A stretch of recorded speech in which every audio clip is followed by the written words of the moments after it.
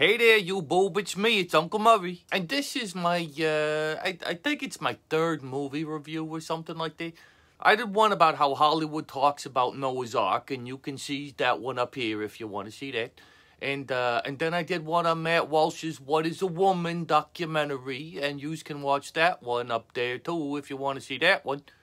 And now this one's going to be about the new movie from the Daily Wire called Lady Ballers. And they was really hyping this thing up, you know. Yeah, they've been saying that the viewers are gonna love it and that it's the best comedy movie in years. And all of the Daily Wire hosts have been saying that it's super funny and well written and the acting was real good and everything. And so I watched it.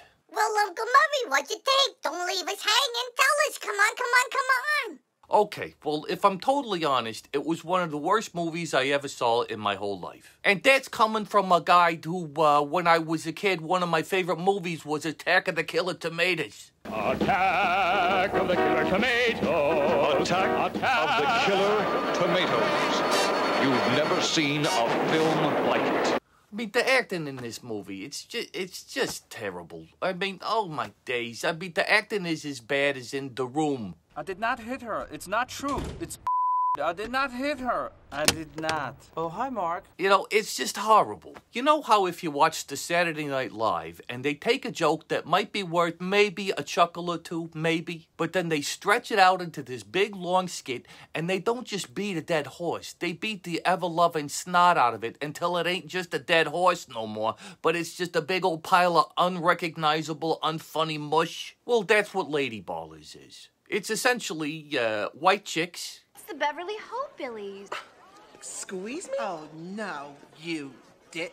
And The Ringer. We are gonna fix the Special Olympics. All you have to do is act like one of them. My name is Arthur, and I can count the potato. Oh, my Lanta. But totally predictable and painfully unfunny. And it takes a little bit from the Blues Brothers. We're putting the band back together. We're putting the band back together. We're putting the band back together. We're getting the old state champs back together. And a little bit from Continental Divide.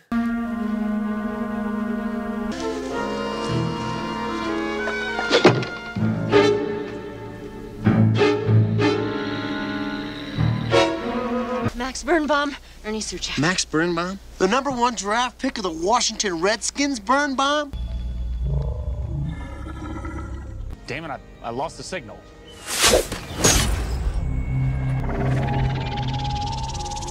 David?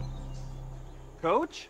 What are you guys doing here? And I swear I was expecting Ben Shapiro to show up dressed like Yentl. But the whole thing was just kind of like watching a movie made by a high school film class. And the nerdy teacher's pet writes parts for all of his friends, and then they get their parents or other teachers to play the grown-ups. And then the little nerd writes himself in as the star of the show. And everybody that's in the movie thinks it's great. And all their friends think it's great.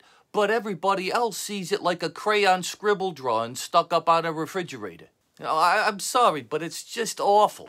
Is that Jeremy Boring and Matt Walsh and Michael Knowles and Andrew Clavin and at least one of them Crane and Company fellas, they all claim to be Christian and that they take their faith seriously.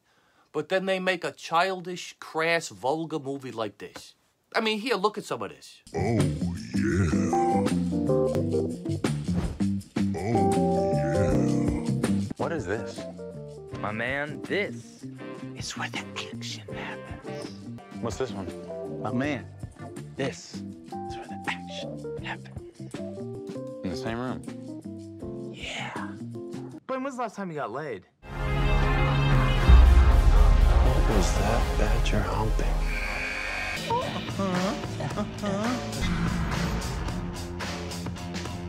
Welcome to Epstein's Island. You know too much. I'd cut my off for you, Coach. So are we or aren't we cutting our dicks off? Nobody's cutting their off, buddy. I totally would, though, just for the record. One small step for dudes, one giant leap for lesbians.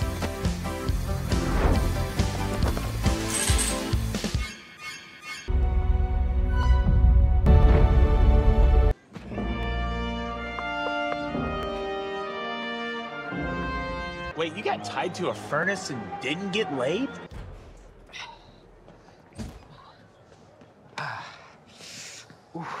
You know tampons are for real girls, right?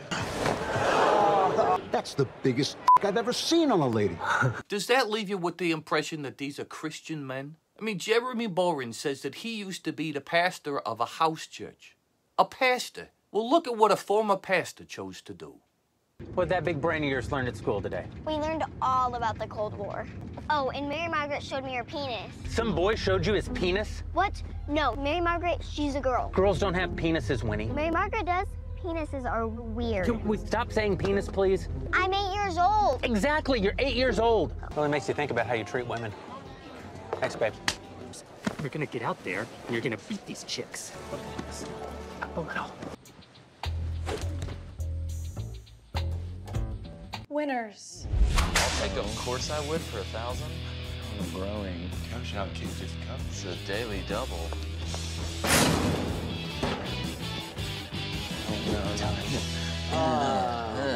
Put a baby in me. What? No, you're right. The last thing I need is another abortion this year. You're a monster. Stop it! You listen to me, Coach. These are not sexy slaps. Do you hear me? Do not get aroused right now. Not even a little. Are we ever even gonna have sex? You're just a lost man in a lost world with parents and a real coach. But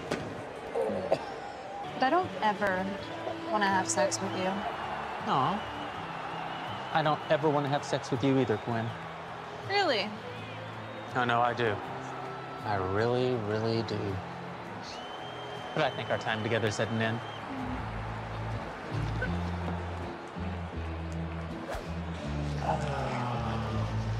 See you around, Coach. He didn't just act out them parts, he was one of the guys that wrote them. Now, I know it wasn't meant to be no Christian movie or nothing, but you'd hope that a bunch of self-professed devout Christians would at least respect the Bible, because it's the word of the Almighty God. But they couldn't even do that. They actually do include scripture in the movie. One of the fellas quotes part of the Old Testament, word for word, but it was a punchline for a joke about a woman who gets pregnant by two guys at the same time. I'm pregnant. Who's the father? Both of you. And the sins of the father will be visited upon the son even until the third and fourth generations. Fathers. Now, I know what people are gonna say. Lighten up, Francis. Yeah, lighten up, Uncle Murray. At least it ain't as nasty as what Hollywood usually puts out. Yeah, I understand that. But you see, as the world keeps getting more and more sinful, too many Christians think that, well, as long as I ain't as bad as the rest of the world, that I'm doing pretty good. But as Christians, the goal ain't to just be less nasty as the rest of the world. Christians are supposed to be ambassadors for Christ. We're supposed to be different. We're supposed to be set apart.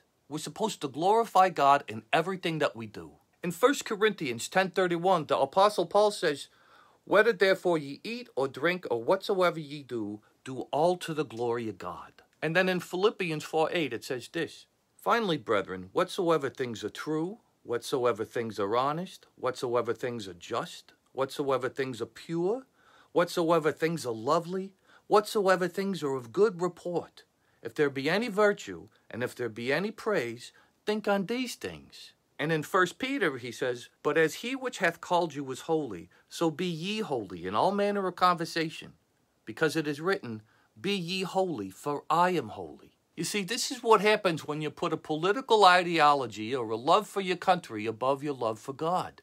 And there's lots and lots of Christians who are looking up to these guys for guidance and wisdom and to see how they should treat other people, and they're being led down the wrong path.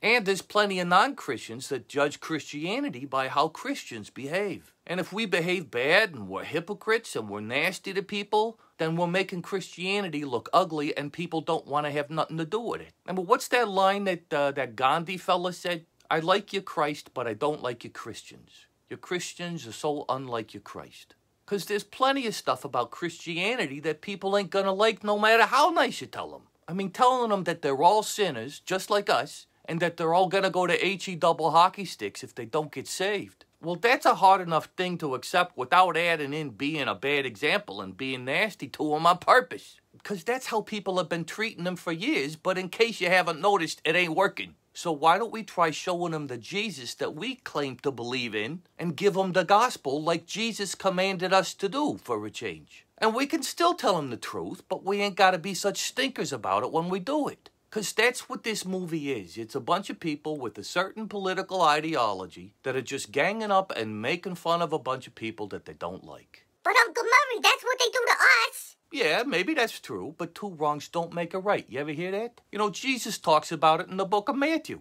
Ye have heard that it hath been said, Thou shalt love thy neighbor and hate thine enemy. But I say unto you, love your enemies, bless them that curse you, do good to them that hate you, and pray for them which despitefully use you and persecute you, that ye may be the children of your Father which is in heaven. For he maketh his sun to rise on the evil and on the good, and sendeth rain on the just and on the unjust. For if ye love them which love you, what reward have ye? Do not even the publicans the same? And if ye salute your brethren only, what do ye more than others? Do not even the publicans so? Be ye therefore perfect, even as your Father which is in heaven is perfect. Okay, so that's my review of The Lady Ballers. It's childish, unfunny, mean-spirited, and just plain terrible. And I would save yourself the time and the money and just skip it. Okay, so that's it. That's all. And don't forget to subscribe, and I'll talk to you later, okay? Okay, bye-bye.